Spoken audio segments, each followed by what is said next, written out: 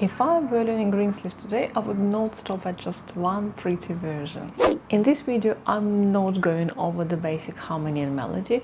That's all covered in my other Greensleeves tutorial, which is beginner friendly, and I will link it for you. Here we start at that foundation and build up, using it as a playground to create our own arrangements of the songs that we like. And actually, this is exactly how I use Greensleeves nowadays with my students, to learn arranging songs you like in the way that you like. So we take one clear melody and harmony, and I will give you 4 different arrangements of Greensleeves, and you can mix them up, but basically you can copy that process to almost anything you're learning. So let's turn one tune into a whole arranging toolbox.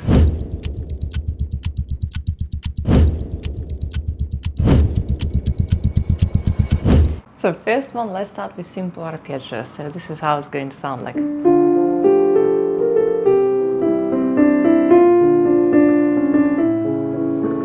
And obviously you can play it upscale and downscale. So for example, a lot of my students love this.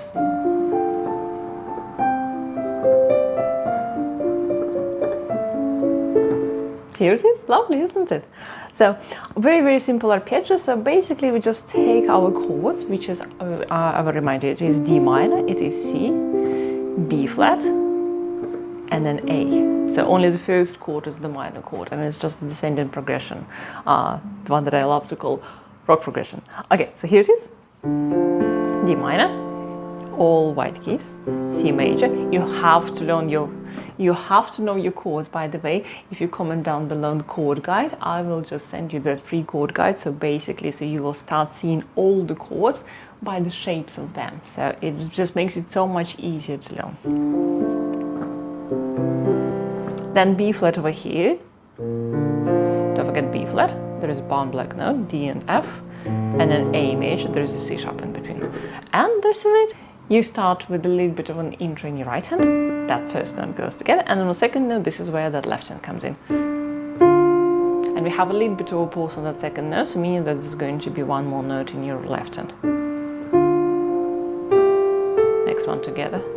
Then you just finish that melody. So it just makes it so much prettier and so much easier to actually start doing those arpeggios, but at the same time it gives you flow and gentleness. So one more time, by itself, then together, left hand, and then together, and then just continue. Here is that second note, second chord, C major, similar idea.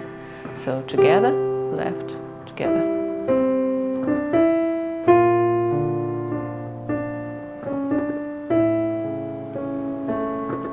Pretty, isn't it? Then there is a second paragraph, which is almost the same as the first one.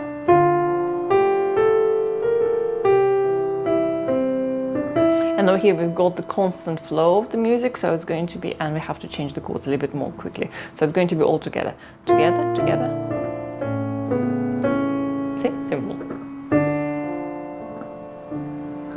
There you go. So works wonderfully. Obviously, if you want to, you can also have the same 3 notes, but you can go with slightly more of the range of the arpeggio. So for example, it could be those ones. Over here, again, you just need to know your chords. So the easiest way of thinking about doing those 3 notes is just you stretch for the octave. So D minor is the first, and by default, your second finger just wants to be where it belongs. So here's the first chord, then it's C, then it's B flat. Don't forget there is a B flat, and then A. And again, you can use this one. So for example, once we move it downwards.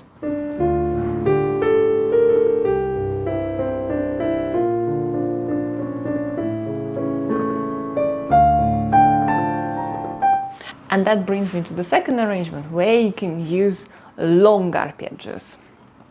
So, what would it sound like?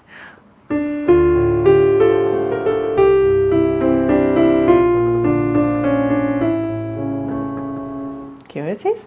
Again, you just need to know your chords first and foremost. So that one is probably a little bit more of like an intermediate level. So if it's a little bit too much for you, then just go ahead, keep it to just 3 notes, okay?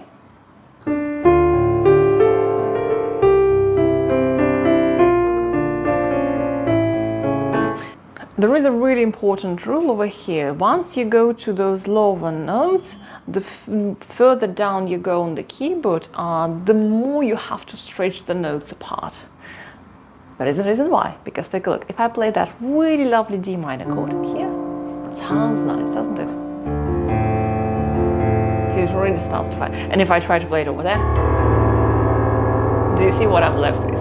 So it's just terrible sound. We don't want that. So that's the reason why the further down you go, the more you have to stretch the notes apart. So for example, over here, the fifth is okay. So meaning that you can use this second thing. But if I move my hand downwards over here, I will keep on that note. I will go right away to the octave. That sounds magnificent. So, and obviously the more the range we cover, the more exciting and enticing the song sounds like.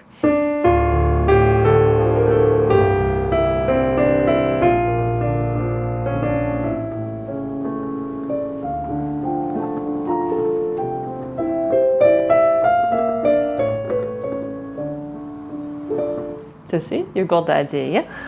So give it a try. So basically it's just long arpeggios. Now those ones are more complicated, long arpeggios, but otherwise you can keep it simple and you can try out to push yourself to do a long arpeggio in the beginning. And then just keep it to those very simple ones. Okay, now that I'm relaxed, I can try it one more time. Maybe again, simple. And over here, maybe just a little bit more. And I can always slow it down if I want to, which is nice. Now, let's go to my actually favorite type of arrangement. The third one is where you start using jumps in your left hand. That one is still simple enough. So take a look. The easiest thing that you can do is just basically have that chord and divide it into the bass note and part of the chord that is on top. So let me just two notes inside of it here.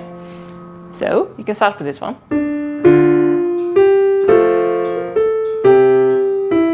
Now here the most important one is just to get that feel of the rhythm. Do dum da da da da dum dum dum. And once you can sing the melody and nod with the melody, you feel that rhythm. So it's just that 1, 2, 3, 4 beat here.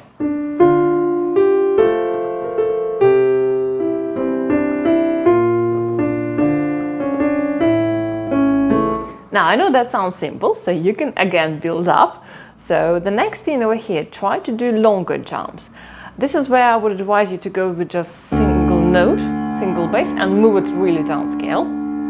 If you want, you can try with this one, but it's going to be longer jump. And then afterwards, just shoot just fifths on top, okay? At first, just start with fifths. That basic version that we covered in the previous video for beginner friendly. Okay, so one more time.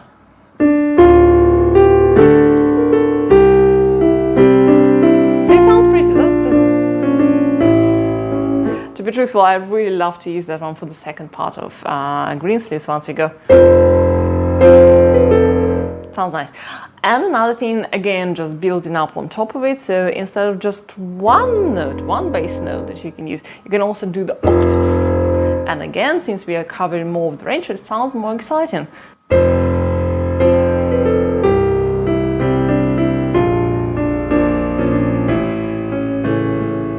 And once you feel like, okay, I got it, I can jump around.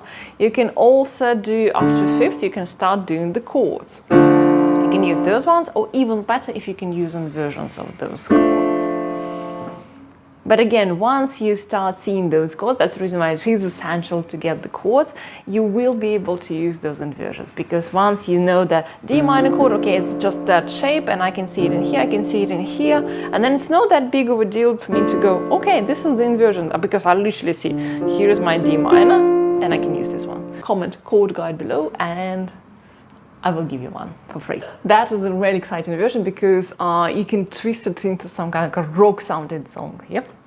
And then once you got the inversions also, you can add, start adding up more chords inside of it. But like I said, so my, even the beginner students, like 5 years old, they absolutely love just jumping from the bottom note to just the fifth.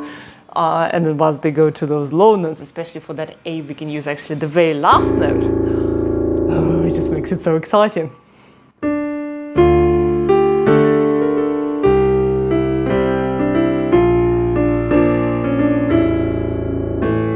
very final, isn't it? So it's just like, and then once you go on top,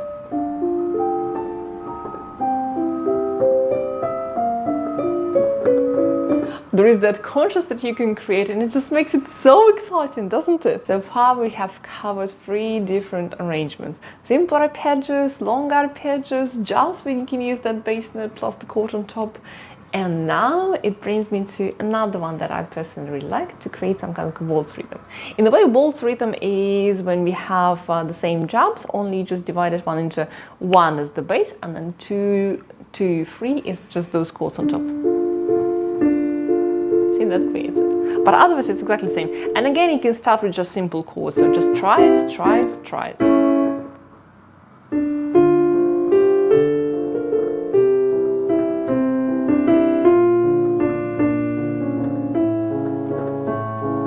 Now, what is the secret behind it over here? So you've got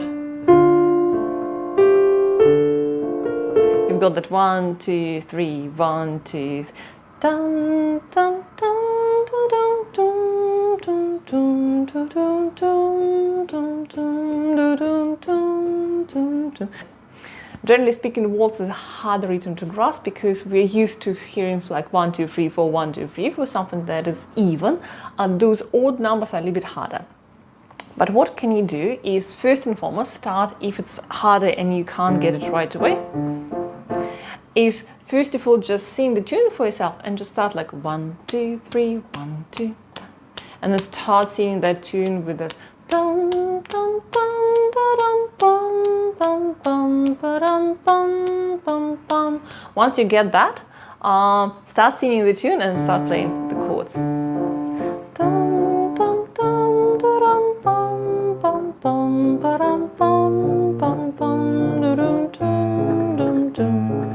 So I'm always advising to just first of all try to feel that rhythm, get that rhythm, and then afterwards just connect with both hands, because it will go very naturally, instead of you just focusing, okay, here's why I play this one by myself, then that one goes together, then there is that left hand, and over here that go together, and then I do it together, and then this is where it's much more complicated. So keep it simple for yourself, get the rhythm, have that flow, because what you can do is just, you can actually sing that Greensleeves while playing.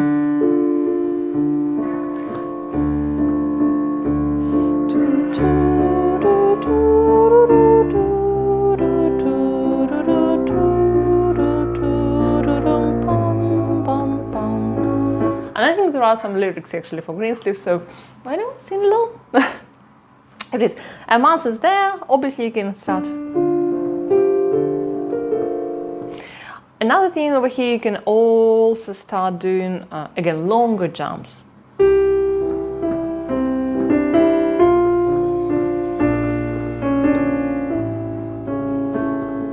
And you can mix them up with arpeggios and so on.